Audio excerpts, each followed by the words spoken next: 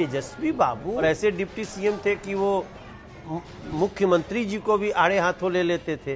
गठबंधन की घोषणा चुनाव के पहले होती है, ठीक है, हमने कर दिया। पराया कोई नहीं है। हम तो तेजस्वी यादव को ही पराया नहीं समझते। हमारे बिहार का बच्चा है, क्यों पराया समझेंगे हम? कांग्रेस के लोग सुशांत सिंह राजपूत पे एक FIR नहीं होने देते हैं और तेजस्वी बाबू कांग्रेस से हाथ मिला रहे हैं। फ्री कोरोना वैक्सीन को क्या मानेंगे?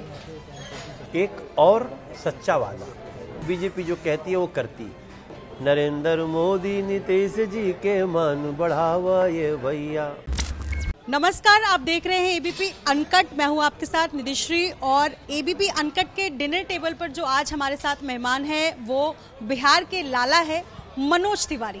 मनोज तिवारी जी, आज आप खाना तो खा रहे लेकिन थोड़ा सुकून बढ़ गया होगा, क्योंकि जिस तरीके से ओपिनियन पोल आया है ABP का 135 से 159, इतनी की उम्मीद की थी क्या आपने?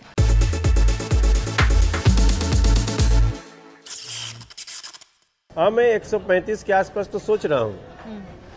135 तो हमने बोला था ना, 135 हम लोग आज दिन में भी कहीं निकला था और संजोग से, हालांकि आप तो 159 तक दे रहे हैं ABP का ओपिनियन पोल। ज्यादा तो नहीं दे दिया हमने, पर हालांकि ये ओपिनियन पोल है जो जिस तरह का लोगों का वोटर्स क्या कहती है, वोटर्स का जो मूड है, और धीरे धीरे सब लोग अब चुनाव में इन्वॉल्व हो रहे हैं और जैसा काम किया है पीछे NDA की सरकार ने, तो वो निश्चित रूप से वो 159-60 तक भी चला जाए तो 165 तक भी चला जाए तो कम नहीं मानेंगे।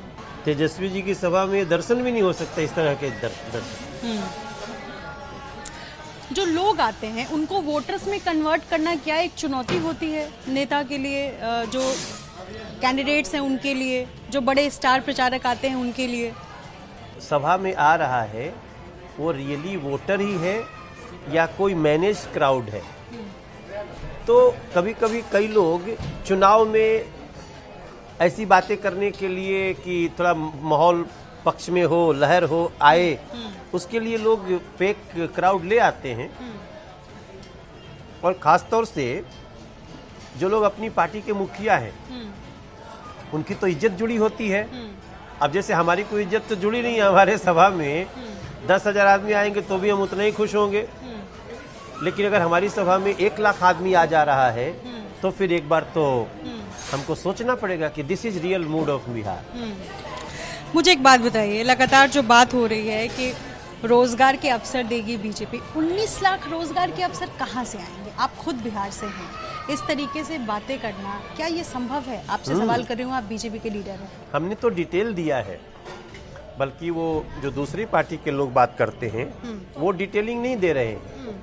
हमने तो कहा है कि हम 3 लाख नए शिक्षकों की भर्ती करेंगे, 1 लाख हेल्थ सेक्टर में हम नौकरियां लाएंगे और 10 लाख हम कृषि क्षेत्र में, जैसे यहाँ से मखाना, बिहार का मखाना एक्सपोर्ट होता है, तो हम बिहार का मखाना या बिहार से जो प्रोडक्ट एक्सपोर्ट हो सकता है उसकी एक स्पेशल पॉलिसी बना रहे हैं और उसके लिए आत्मनिर्भर बिहार भारत के तहत हम उसके लिए पैसे लगा रहे हैं, जिसमें लोगों को इन्वॉल्व करके उसमें 10 लाख से ज़्यादा, लगभग लगने तो 12-13 लाख लोग हैं नए जो रोजगार सृजित होंगे, लेकिन हम फिर भी उसको 10 लाख ही मान के चले हैं।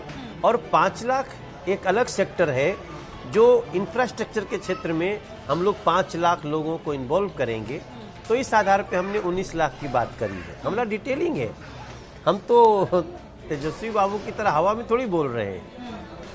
और तेजस्वी बाबू ऐसा तो है नहीं कि वो सरकार में नहीं रहे हैं, उनके पिताजी सरकार मुख्यमंत्री, उनकी माताजी मुख्यमंत्री, वो खुद भी 18 महीना डिप्टी सीएम थे और ऐसे डिप्टी सीएम थे कि वो मुख्यमंत्री जी को भी आड़े हाथों ले लेते थे। तो उस समय आपका एक चिट्ठी तो निकाल दीजिए कि मैंने ये नौकरी लगाने की कोशिश की, पिछले अनुभवों से मेल नहीं खाती है। और बीजेपी जो कह रही है तो सबको पता है कि बीजेपी जो कहती है वो करती है। अच्छा, मैं बात करूंगी, चूंकि आप खुद बिहार से हैं, आपका बचपन बिहार में बीता है, आपके बचपन और अभी आप चूंकि नेता हैं, मैं एक वोटर से बात कर रही हूँ, एक बिहार की आम जनता से बात करना चाहती हूँ। आपने अपनी निजी तौर पर क्या कुछ अंतर महसूस किया है? आपने अपना बचपन गुजारा और अभी आप जब बिहार आए हैं, अपने घर आए हैं, अपने गांव गए हैं, आप क्या अंतर देखते हैं? मैं आश्चर्यचकित हूँ निधि। नेता के तौर पर मत बताइए। नहीं, सच बताऊं, मैं अपनी माँ से बात करता हूँ। हाँ। आप मेरी माँ से कभी बात करो आप।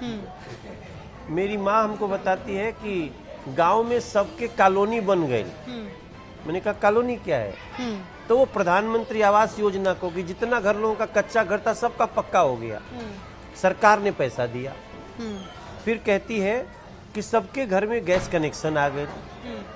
फिर कहती है सबकर पेंशन बन गई।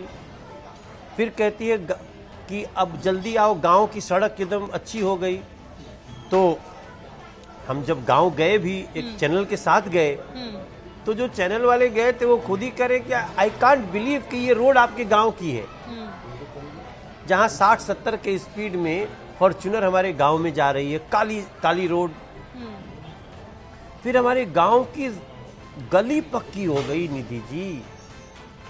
मैंने उसका उद्घाटन किया फीता काट के। तो हमारे लिए तो ये बहुत बड़ी बात है कि हम पटना में बैठे हैं। कल तक गोपालगंज जाते थे 6 घंटा में, 5 घंटा में, आज जा रहे हैं 2.25 घंटा में, क्योंकि दीघा पुल बन गया। आप कोई कहानी भी जिक्र कर रहे थे आपसे कुछ ही देर पहले कि जब आप पटना आते थे तो आपको आरा से होकर आना पड़ता था। जब गोपालगंज से हमको आरा जाना होता था, हमको गांव जाना होता था, मोहनिया मेरा गांव है, कोचस पर सतुआ, तो हमको पहले आना पड़ता था पटना में। हाँ। और फिर जाते थे हम आरा होके। तो हमने गोपालगंज से एक दिन देखा कि जो आरा गोपालगंज से 173 किलोमीटर होता था, अब वो 110 किलोमीटर हो गया, क्योंकि आरा और छपरा के बीच में गंगा जी में बड़ा सेतु बन गया। मैं हैरान हूं, दूरियां घट गईं। और जब सड़कों की दूरियां घटती हैं तो फिर जनता और सरकार के बीच की भी दूरियां घटती हैं। मेरा जन्म बिहार में, मैं बिहार से हूँ मूलतः। मैं मुजफ्फरपुर से हूँ, तो मैंने बिहार देखा है। आपके शहर में कितना अच्छा रोड बन गया। हाँ, लेकिन मैं ये कह सकती हूँ अभी भी कि आज की तारीख में भी कई ऐसी जगह हैं जहाँ पर सड़कें अच्छी नहीं हैं, सड़कें खराब है। आपसे सवाल ये है कि क्या 15 साल काफ़ी नहीं होता है? क्योंकि लगातार जो बीजेपी कह रही थी कि 15 साल हमने लालू राबड़ी को दिया, तो लालू राबड़ी राज में सड़कें नहीं अच्छी थी, बिजली नहीं था, तमाम मुद्दों पर सवाल। तो 15 साल में अगर बेसिक मुद्दों को लेकर के अगर बीजेपी या एनडीए अगर वोट मांगने जा रही है लोगों के बीच में, तो क्या ये सही है? क्योंकि सवाल तो वही है ना कि आप बिजली और सड़क को लेकर के 15 साल बाद भी वोट मांगेंगे। देखिए, बिजली सड़क तो लगातार चलने वाला प्रोसेस है। सड़क बनेगी तो कभी कभी खराब भी होगी, तो ये तो development is a regular process और कंटिन्यूअस प्रोसेस। बीजेपी ने कंफ्यूजन दूर कर दिया है, लेकिन जनता के बीच कंफ्यूजन दूर नहीं हुआ है। क्या चिराग पासवान को अलग कर पाई है बीजेपी? क्योंकि कई हिस्सों में जब हम जा रहे हैं, लोगों से बातचीत कर रहे हैं, उनको नरेंद्र मोदी चाहिए, उनको बीजेपी चाहिए, लेकिन उनको नीतीश कुमार नहीं चाहिए, उनको साथ में चिराग पासवान चाहिए। तो इस पर क्या स्पष्ट तौर पर आप कहना चाहेंगे मनोज जी? ये जनता के बीच कंफ्यूजन कैसे दूर होगा? क्योंकि इसका खामियाजा कल को आपको भुगतना पड़ सकता है। देखिए, गठबंधन की घोषणा चुनाव के पहले होती है। ठीक है, हमने कर दिया। चिराग हमारे भाई हैं। चिराग को हमने रखने के लिए हमारे राष्ट्रीय अध्यक्ष जी ने, हमारे गृह मंत्री जी ने बहुत कोशिश की। उनकी अंडरस्टैंडिंग नहीं हुई। दोनों स्वतंत्र हैं साथ काम नहीं करने और करने के लिए। और हमने निर्णय किया कि नीतीश कुमार जी हमारे अगले चीफ मिनिस्टर कैंडिडेट हैं। अब इसके बाद जो जैसे लड़ रहा है वैसे लड़े। हमारे लिए पराया कोई नहीं है। हम तो तेजस्वी यादव को ही पराया नहीं समझते। हमारे बिहार का बच्चा है, क्यों पराया समझेंगे हम? आप बच्चा कह रहे हैं, वो मुख्यमंत्री के पद के दावेदार है। नहीं, कहने का मतलब ठीक है, भाई, वो भी बिहार का एक एक व्यक्ति हमारे लिए भाई बहन के समान है। तो हम किसी से राग द्वेष नहीं रख रहे। सब चुनाव लड़ रहा है। हाँ, मुझे थोड़ा दुख जरूर होता है कि तेजस्वी ने माले से हाथ मिला लिया। माले जिसका नारा ही है, जो नए वोटर आए होंगे उनको पता नहीं चलेगा कि नारे ये नक्सली लोग हैं, ये कहते हैं भारत तेरे टुकड़े होंगे, और तेजस्वी उनके साथ हाथ मिला रहे। कांग्रेस के लोग सुशांत सिंह राजपूत पे एक FIR नहीं होने देते हैं, और तेजस्वी बाबू कांग्रेस से हाथ मिला रहे हैं। तो बिहार की जनता तो मांगेगी नहीं साहब, अपने सुशांत का भी और माले के अपराध का। बिहार की जनता आप कह रहे हैं कि हिसाब मांग रही है, उधर तेजस्वी यादव और RJD जो है वो BJP से हिसाब मांग रहा है। तेजस्वी और RJD कह रही है कि जो आपने वादा किया है मैनिफेस्टो में वो सब झूठा है, हवाई बातें हैं। भला संभव है क्या? हमने राम मंदिर का भी झूठा वादा किया था, झूठी रह गया। हमने 370 का भी झूठा वादा किया था, झूठी रह गया। सब झूठी मानो। हमने सड़कों का जाल बिछाने का वादा किया था, झूठा ही मानो। हमने दीघा सेतु बनाने का वादा किया था, झूठा मानो। फ्री कोरोना वैक्सीन को क्या मानेंगे? एक और सच्चा वादा, ये स्टेट का सब्जेक्ट है। हमारी बिहार की सरकार जो बनेगी NDA की, वो अभी जो वैक्सीन आ रहा है कोरोना का, वो निःशुल्क बिहार के हर भाई बहन बच्चों को लगाएंगे, निःशुल्क।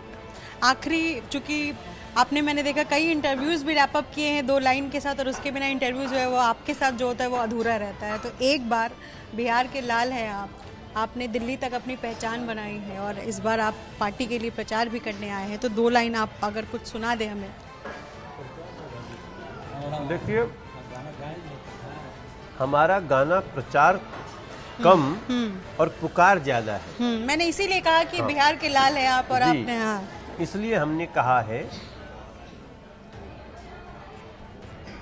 कि सुना हो बिहार के भैया, दीदी चाची सब रहवैया, लोकतंत्र के रखवैया दीदी हो, मुर्का की हो, फिर से NDA पे आशीर्वाद बनावा ये भैया भैया भैया, नरेंद्र मोदी नीतीश जी के साथ निभावा ये भैया, यहाँ से आगे बढ़े बिहार कदम तो बढ़ावा ये भैया, बड़ी मुश्किल से उठल बिहार तो एक सजावा ये भैया, थाली हर गरीब के भरल रहे सरसावा ये भैया, सबका साथ सबका विकास के धुन गावा ये भैया,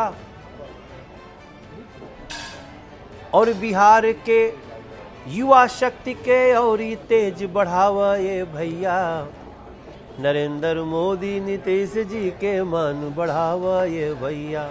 बहुत शुक्रिया, बहुत शुक्रिया। तो बिल्कुल अपने गाने के अंदाज में पिरोते हुए न सिर्फ बिहार की पहचान, बिहार की खूबसूरती को बताया है मनोज तिवारी ने, बल्कि अपने स्टाइल में पार्टी के लिए और साथ ही NDA गठबंधन के लिए भी प्रचार करते दिख रहे हैं। फिलहाल ABP अनकट के लिए इतना ही। देश और दुनिया की तमाम बड़ी खबरों के लिए जुड़े रहिए हमारे साथ। ABP न्यूज़ आपको रखे आगे।